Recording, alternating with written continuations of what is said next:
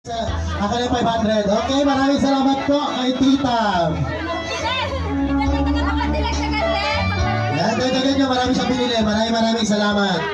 Kaya sa gusto pong bumili ng suman at kalamay, available po sa napakababang presyo. Ayan. 100 po ang ating kalamay, may kasama ng suman. At syempre sa lahat po ng gusto pa rin po sumabit, ayan, tuloy-tuloy po sa pagsayaw ang ating bagong kasal. Ayan, marami pa po ang ating kalamay. So may mga may 100 po dyan.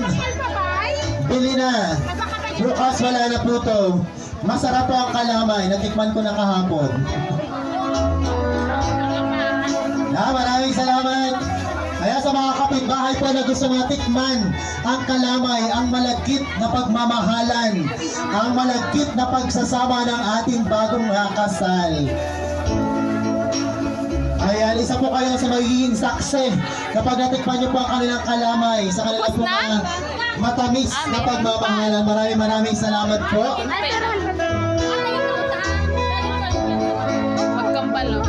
Ayan, magbibili din.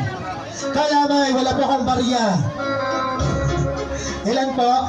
5! Dahil wala akong barya, 5 daw. Ayan, doon po kayo, bigyan nyo po ng 5 pirasong kalamay. Ayan, syempre meron din po bibili ng isang kalamay. Tatlo niyan. Tatlo niyan.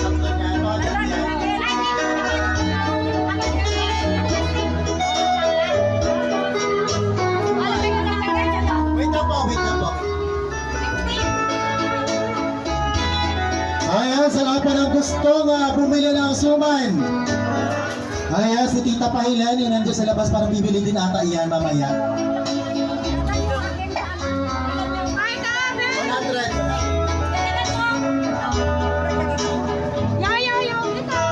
Ayan, sa ating mga kaibigan, mga kamag-anak na gusto pong bumili ng suman at kalamay, bibili po sir. Ayan, ilang piraso po? 100, 200. Ayan, pabibigay po ako. Maraming salamat po sa nagbili ng ating mga suman at kalamay. Medyo na late man, pero tuloy ang ating benta.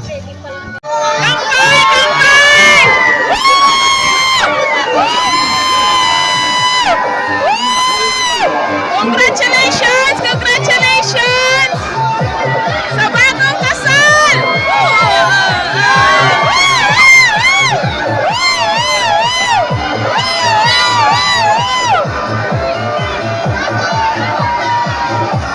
Ayan, ang bagong kasal!